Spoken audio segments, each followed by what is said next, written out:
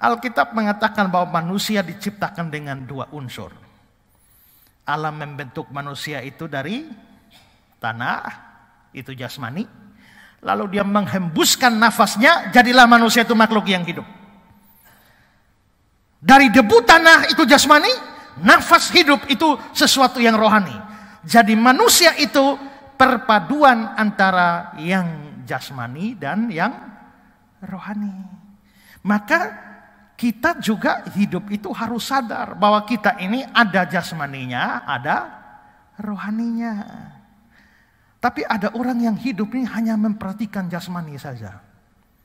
Ya, penampilannya diperbagus, rambutnya dicat merah, apalagi, ya, badannya diperlangsing, apalagi, ya, bulu matanya diputar naik ke atas, ya, semua diperindah secara fisik, secara jasmani.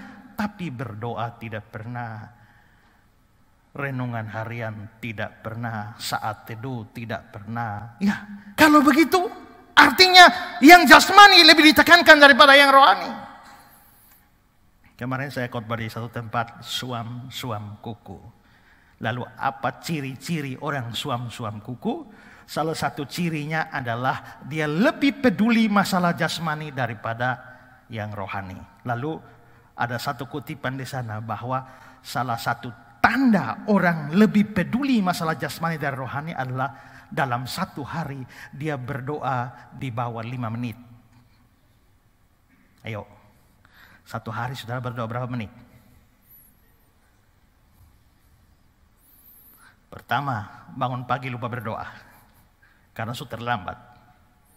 Ya, makan pagi, Tuhan, beta mau makan, berkati makanan, amin. Berapa detik saja.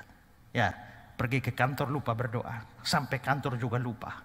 Makan siang, Tuhan permisi makan. Ya. Makan malam, Tuhan berkati makanan.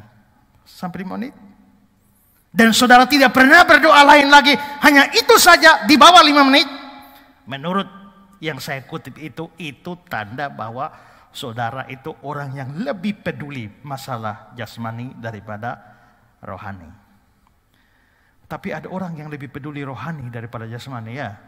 Berdoanya rajin, ya, baca Alkitabnya rajin, pelayanan rajin, saat tidur rajin, tapi lupa sikat gigi, ya, lupa cuci rambut dan lain sebagainya.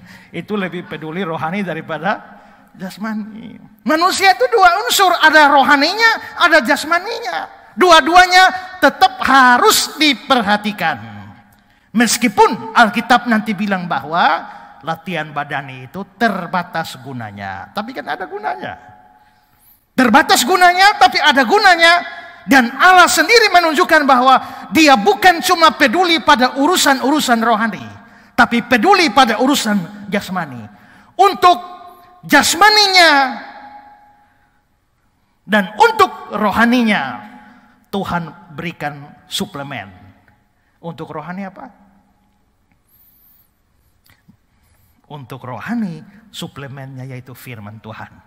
Untuk jasmani roti.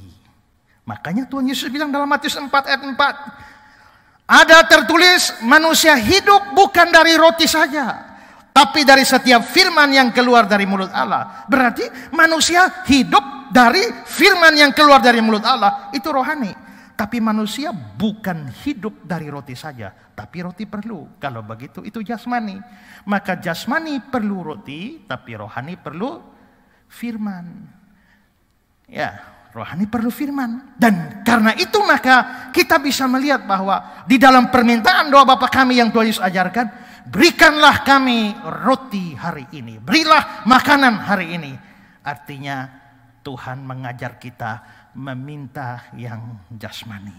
Berarti jasmani itu juga Tuhan perhatikan.